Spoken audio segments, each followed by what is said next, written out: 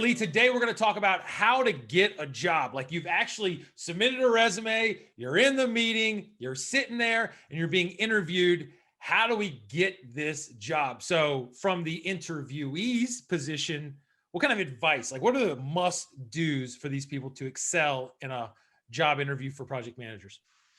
Yeah, I think that's a good question. I always feel sorry for the people interviewing for a job that oftentimes are not desperate, but they certainly want to win the position.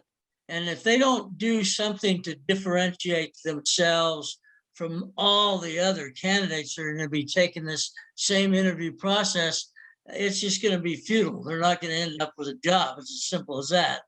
So if I go back to 1966, let me just tell you who all I've worked for, and then you'll get a sense. I worked for GATX, which is a company that makes tank cars for railroad transportation of fuels. Okay. Once I left that, I went to work for Lawrence Livermore Laboratory, designing and developing nuclear test apparatus for downhole testing in Nevada. Okay. And I went from there to General Electric, where we were dealing with the development and the building of the fast breeder reactor project in Tennessee. Mm-hmm. That kind of petered out because Jimmy Carter didn't like nuclear, so we got that failed. So I went up to Richland, Washington, and interviewed with two people. One is WHOOPS. The acronym was really WHOOPS. It was called Washington Public Supplies System, which it was so bad that they named it WHOOPS. And then the National Lab up there, which was run by Battelle out of Columbus, Ohio. I interviewed for those two jobs, very dramatically different jobs, and was offered positions with both of them. I took the lesser position in terms of financial to satisfy the personal need of flex time. So I knew going in what I was looking for, and even though it was a better paying job with WHOOPS, I opted to take that one. Okay, so I'm in that job for a little bit, and then they offered me a job in Columbus, Ohio. Would you want to be the vice president of staff and organizational development? Which I have absolutely no credentials to substantiate that. So I said, yeah, I mean, pretty much. Let me come back and talk to you. So, and that's kind of where it ended. I was with them for about 3 or 4 years, got my job done there, and then went out on my own. So let me give you some insights. I feel so strongly about this. If someone who's going to interview for a job doesn't invest the time and effort to research that company thoroughly, to understand the good, the bad, and the ugly of that company, there's a good chance you're not going to get the job. Because what you need to do, and I've always taken this approach, and even now I've got a big thing going with the Army. I've taken, I hope he's not listening in, but my view is when I go into that interview, I want at least 60 to 70% of the time, I want the person interviewing me to be the one talking.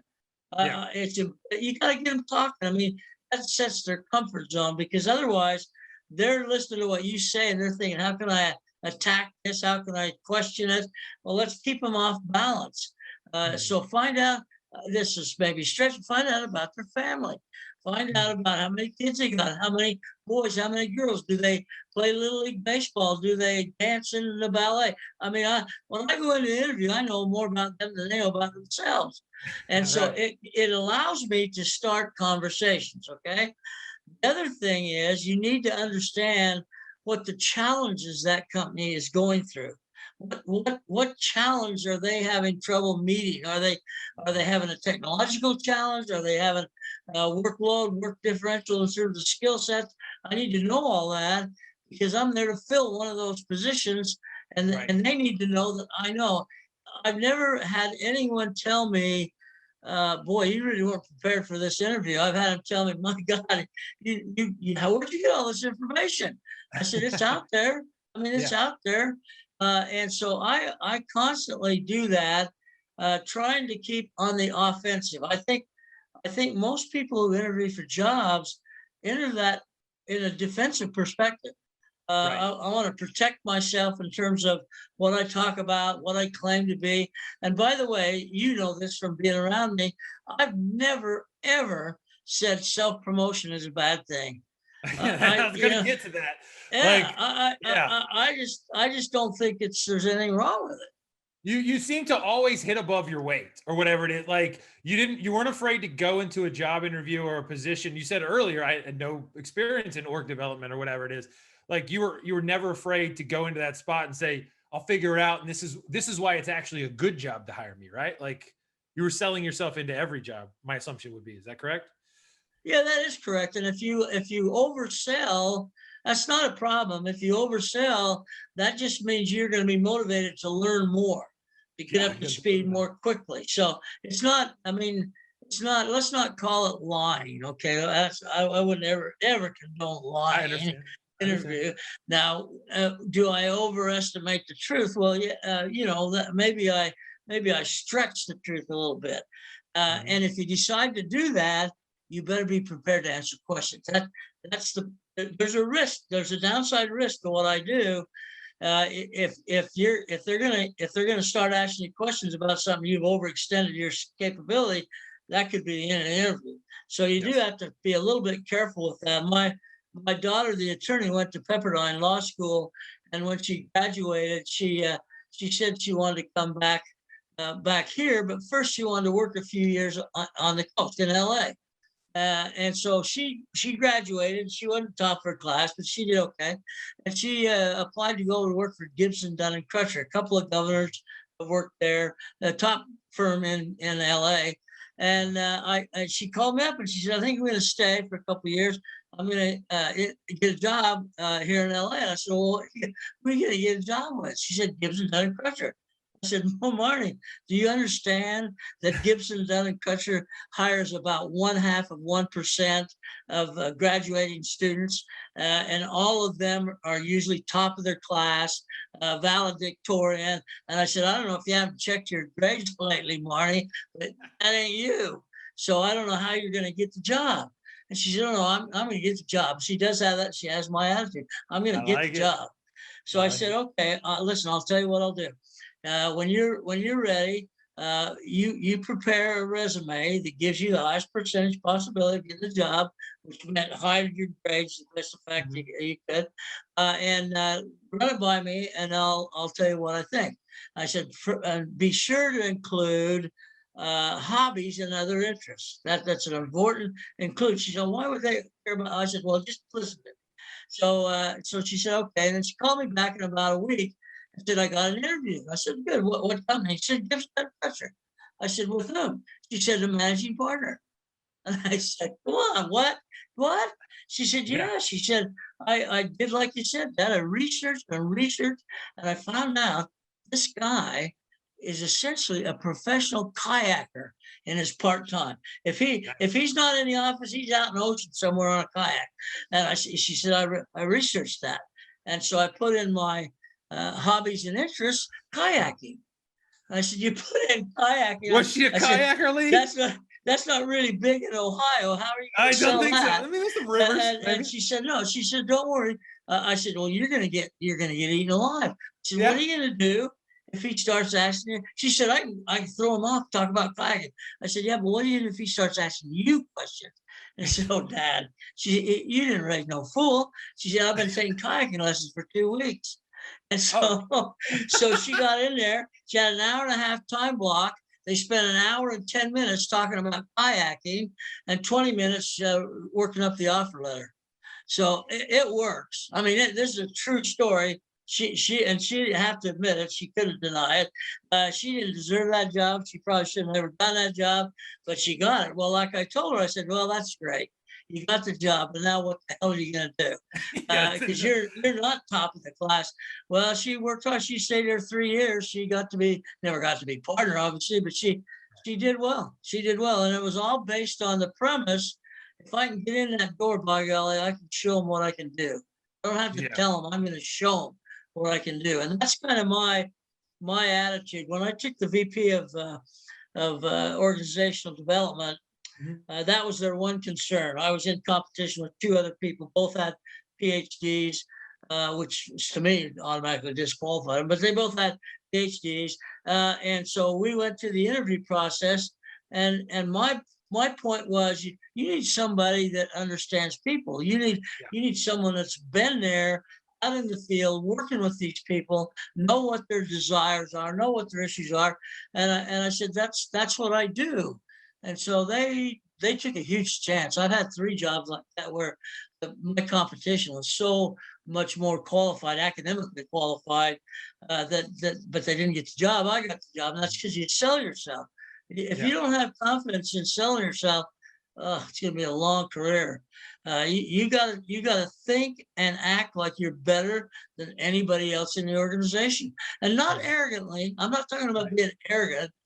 You got to walk a fine line. I think people being interviewed have to understand. I want you to be confident, but if you are overconfident, it gets perceived as arrogance. Yes. And nobody wants somebody that's arrogant working for them. So I walk that fine line all the time. In my teaching, I walk that line, and I talk about it in my class because I think it's important that students know they're going to have to act confidently. And so I'll tell that story in 4 different cases. Now, I've trained about 50,000 people. In 4 different cases on the feedback sheets, I got comments about my arrogance. And one guy who I really liked, and we interacted really well, I looked at his sheet and I called him up after class was over. And I said, what is the deal on this? He said, well, he gave me an 8 out of 10. Okay. Yeah. And he said, I'd have given you a 10 if you hadn't been so damn arrogant. And so he perceived it wrong, you see? Yeah. But what you have to remember is their perception is their reality. So very you true. Can say, I mean, I could have argued with him and said, no, I'm not arrogant. I'm not. The fact of the matter is he saw me as arrogant. And then there were 3 other people along the way that have had that problem. So I think you have to be confident when you go into an interview that the job is yours. It's yours to lose. And you need to go in there with that sort of an attitude. I like it. And then also through this, you've done a lot of talking about like being super detailed in how you're researching, what the needs are, what the desires are for like the hiring manager, partner, whomever's bringing you in, VP, et cetera. And then also the needs of the company, right? Like sure. What are the problems that you're root causing in a sense, like what am I coming in to solve? And then I think on that, like you sold that I have a different way to do this or my uniqueness, my non being like the same as everybody else is actually what you want. So you had a layer to it. You don't just find like, I see that your market is shrinking. Like, no, you say no, it's got to have some breadth and depth to them. And the way I do this, and I think you and I had talked about this before privately, the way I do this is that when I investigate the company and I find an issue or a problem or a challenge, I actually develop a case study on how I would deal with that. So when I go into the interview and we get around to mentioning that particular weakness or strength, I go, well, yeah, I noticed that. And here's what I think. And I reach down and pull out of my briefcase a complete case study on a situation analogous to that and what I would do. This is the game changer. This is where you sign the thing before you leave. It's over at that point. It's over. Yeah. Yeah, it's over. And I think that the problem with today's environment is nobody wants to invest the time. We go to interviews, we have a job description, an Indeed or whatever, all those job things. I've never known a single person, by the way, to get a job from one of those quack operations. And so you get a job by who you know or who you know that knows somebody. There's got to be some personal connection. Just to hire somebody cold with I did this once. I hired unfortunately, it was a friend of mine. He kept saying, I can do it. So I took a risk and I had to fire him. 9 months later, it sucked. It was terrible. So you can still get burned, but I think it opens the door. And that's what I told my daughter. If you get in the door in that law firm, that only means you're in the door.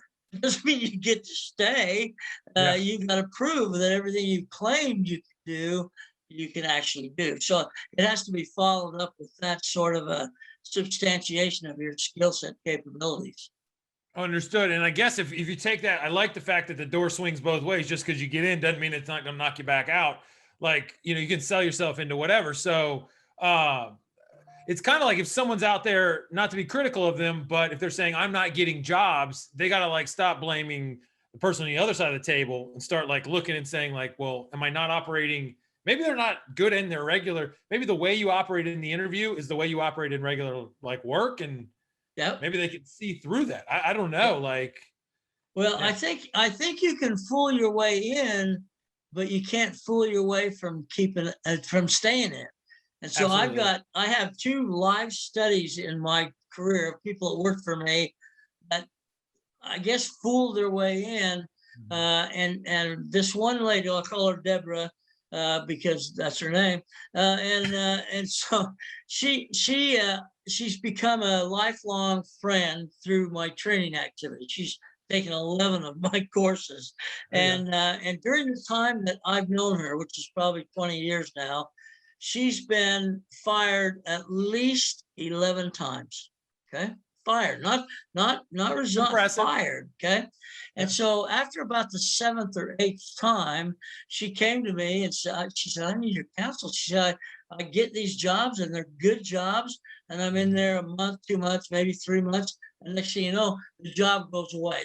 They're gentle about it, but the job goes away. So she goes on to the same thing. So after about 6 or 7 of those, I said, Deborah, have you ever thought that it's not them? Because she said, why do I keep getting these asses for bosses? And I said, Yeah. have you ever considered that the root cause might be with you? And so we talked about that for a long time. And I just talked to her last week, as a matter of fact, and she's been working for AbbVie out in Chicago, and she just got fired. And so, Oh, she did. I thought you had to go. Oh, I thought, and she had turned around. No, that's kind of the reason I use her is because sometimes personality traits are not that malleable. And I love her to death, and she's brilliant. But whatever she does, and I've never observed her on the job, so I don't know.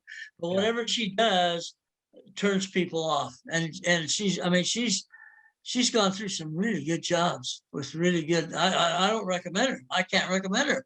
I had somebody. She seems good at getting them, but you're right. Like her she can't skill set, yeah, with her skill set, and I couldn't do it. I couldn't do it because anytime you recommend somebody, you're putting your reputation on the line.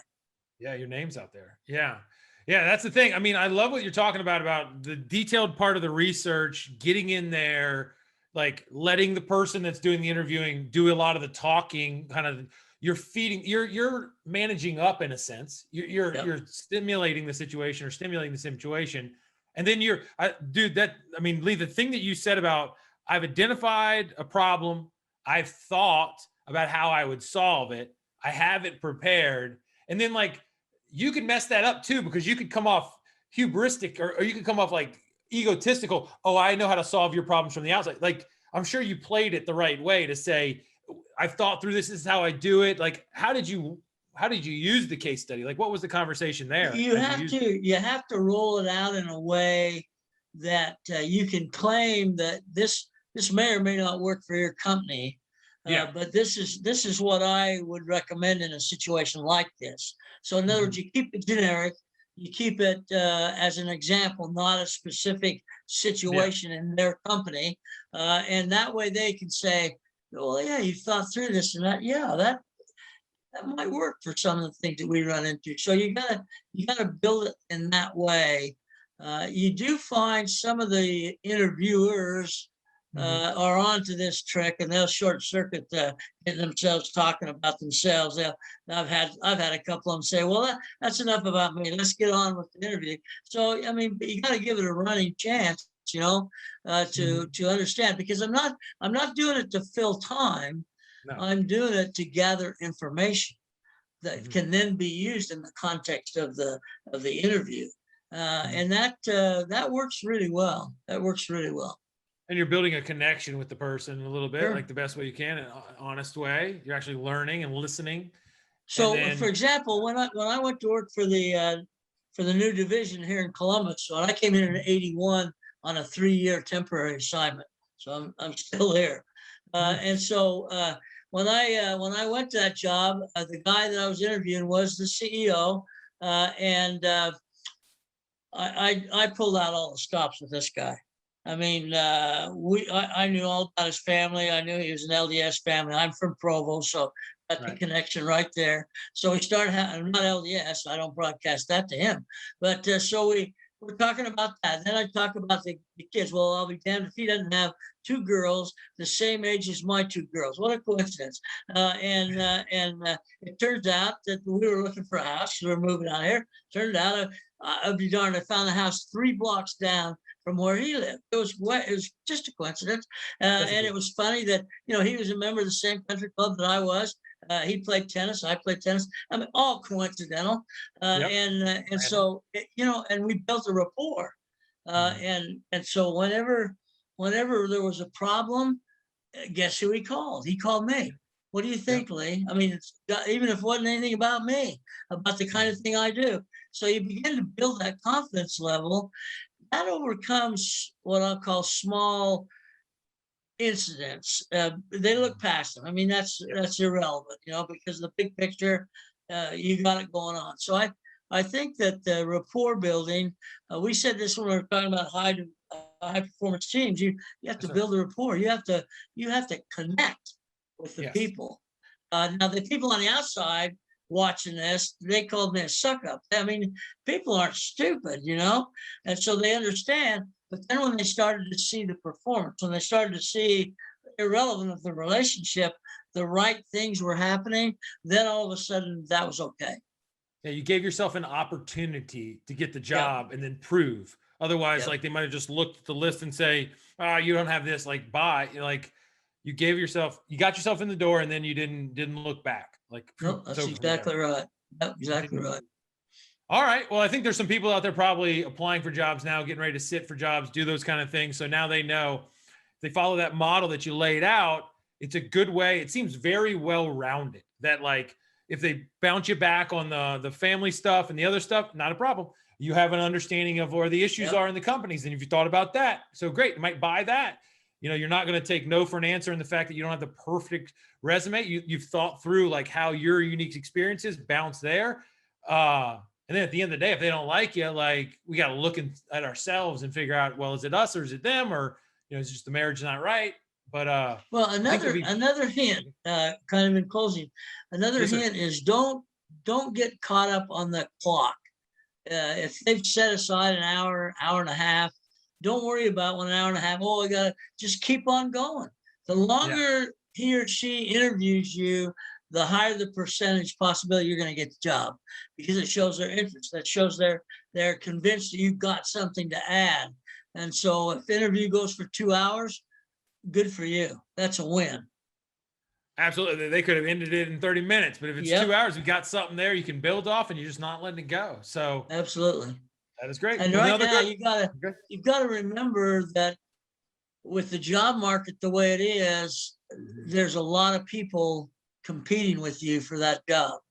And if you don't prepare, if you don't go into that interview ready to take the job, not have it given to you, take the job, then somebody else will come in there and take it.